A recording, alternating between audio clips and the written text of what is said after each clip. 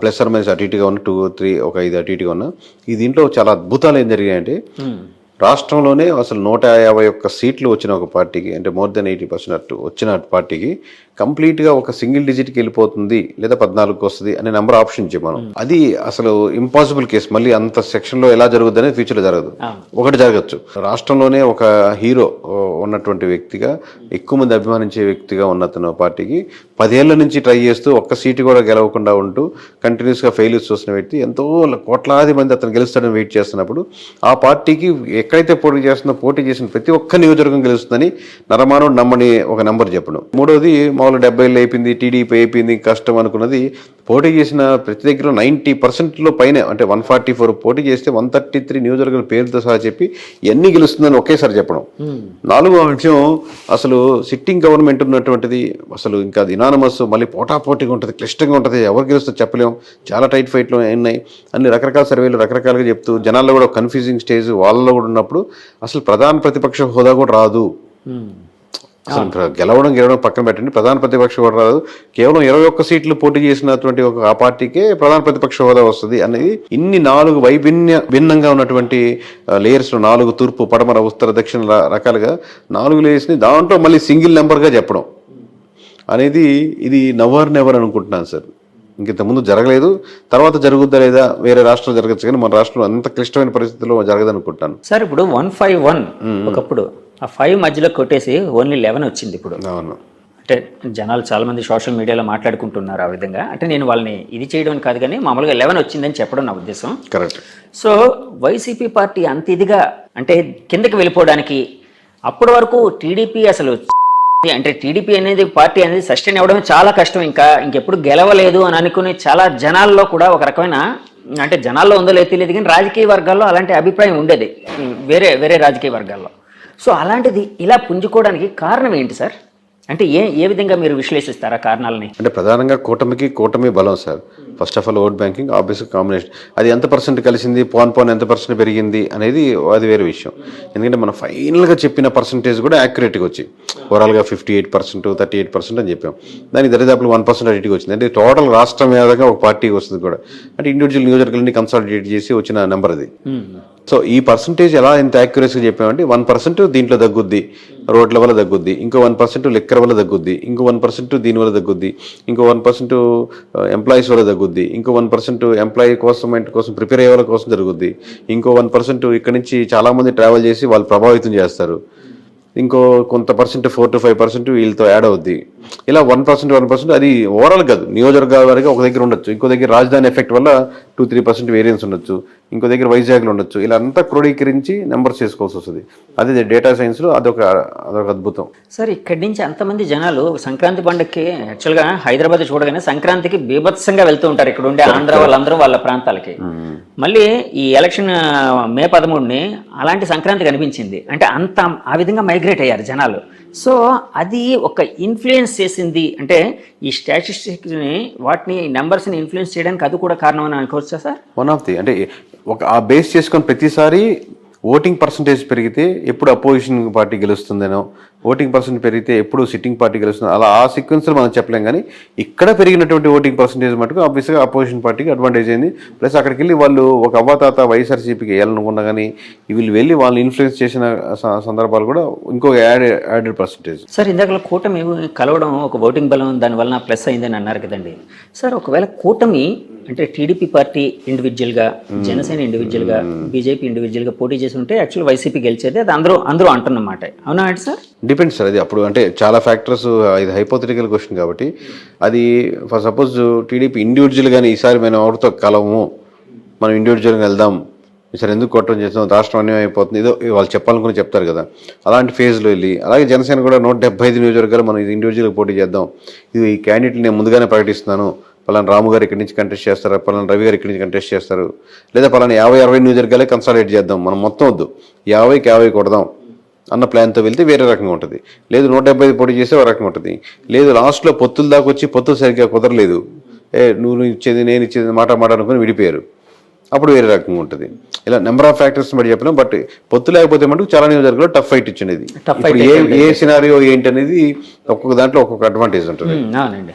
సరే, యాక్చువల్గా పవన్ కళ్యాణ్ గారు అంటే చంద్రబాబు గారు జైలు ఉదంతం జరిగిన తర్వాత పవన్ గారు వెళ్ళి యునానిమస్గా వాళ్ళకి అక్కడ ఒక సపోర్ట్ ఇవ్వడం అనేది ఈ రాజకీయ చిత్రాన్ని మార్చడానికి మెయిన్ కారణం అని భావించచ్చా సార్? ఒక షెఫాలజిస్ట్గా భావిస్తారా? అంటే దాని ముందు జరగాల్సిన నష్టాలు జరుగున్నాయండి. ఇప్పుడు 1% అని ఇంతకుముందు యాడ్ అయ్యింది. రోడ్లు ఆ రోజుతో బాగుపడలాగా, లేకపోతే ఆ రోజు నుంచి రోడ్లు బాగా లేకుండా లేవు కదా, రోడ్లు తీసుకుంది. లేదా ఎంప్లాయీస్ శాతం ఆల్రెడీ పవన్ కళ్యాణ్ కలిసినా కలవకపోయినా ఎంప్లాయీస్ అనేవో నెగిటివిటీ ఉన్నారు. ఇలా ఆల్రెడీ రెడీగా ఉంది. ఆ రెడీగా ఉన్నది కూటమిలో ఎవరికి వెళ్ళాలి, బీజేపీకి వెళ్ళాలా, టీడీపీకి వెళ్ళాలా, జనసేనకి వెళ్ళాలి, ఆ తర్వాత మారింది. లేదు ముగ్గురు కూటమే కాబట్టి ఒక పార్టీకి వెళ్తున్నాయి.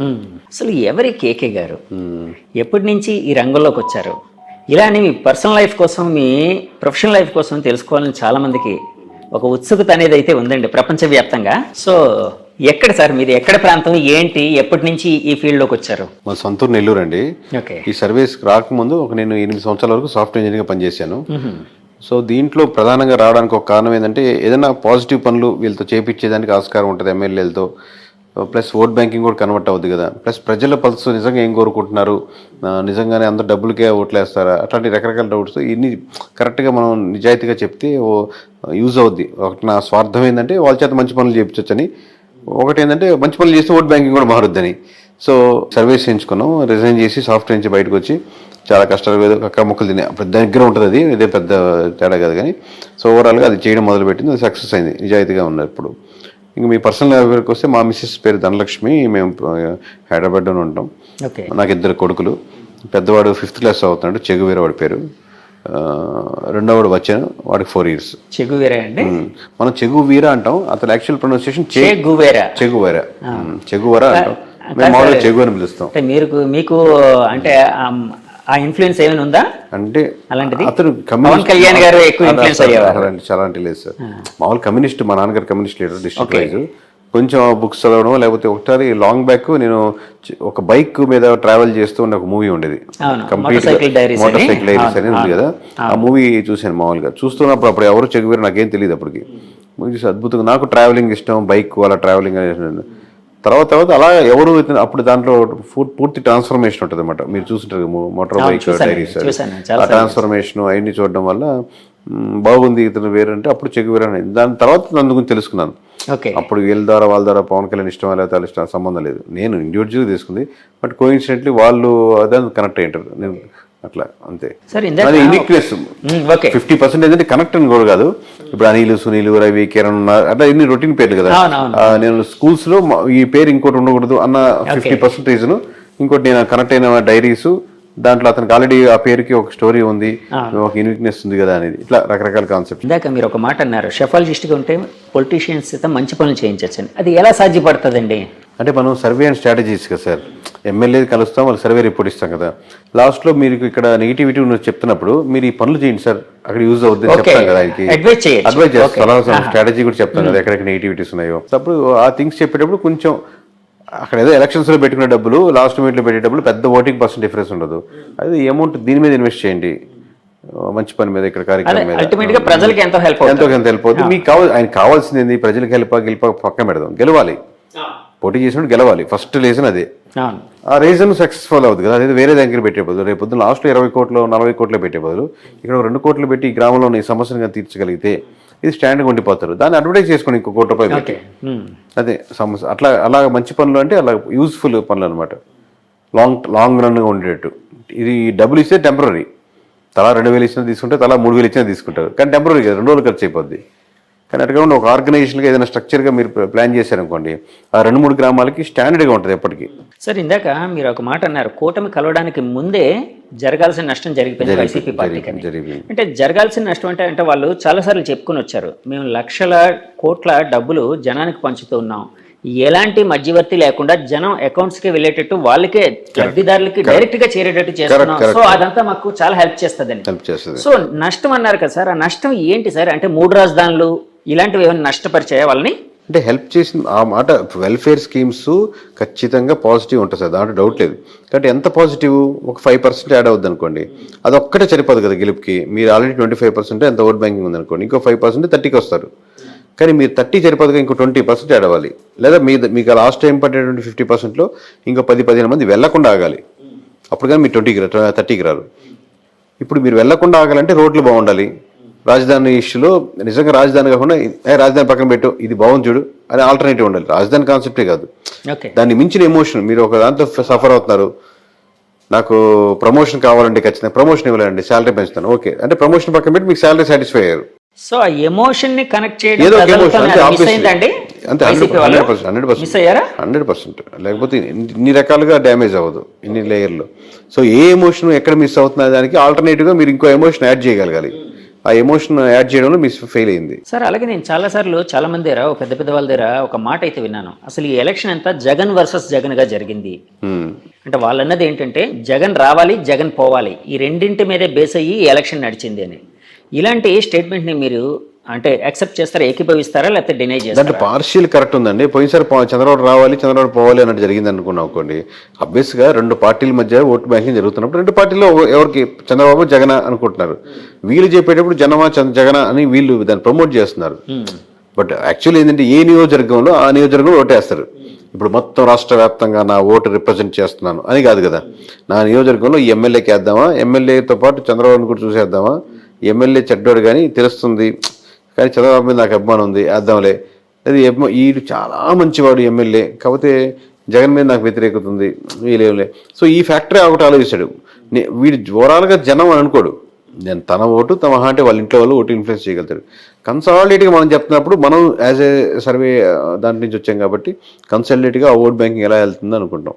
దాంట్లో నెగిటివిటీస్ ఏంది పాజిటివిటీస్ ఏంది ఏ ప్రాంతానికి ఆ ప్రాంతానికి బట్టి తగ్గట్టే. సార్ రాష్ట్ర వ్యాప్తంగా వైసీపీ పతనానికి ముఖ్యమైన కారణాలు ఏమైనా ఒక 2-3 చెప్పాల్సి వస్తే ఏది మెయిన్ కారణంగా చెప్తారు? పతనం అనేది కరెక్ట్ కదా సార్. పతనం అనేది పతనం means అదే నేను పొలిటికల్ స్ట్రాటజీ మాట్లాడుతున్నాను అంతే. పతనం ఎందుకంటే వాళ్ళు 30% ఓట్ బ్యాంకింగ్ ఉంది, వాళ్ళ ఓట్ బ్యాంకింగ్ వాళ్ళకి స్టిల్ ఉంది. ఓకే. మీరు 100 మందిలో 30 మంది అటు నిలబడ్డారు, 70 మంది నిలబడ్డారు ఇటు.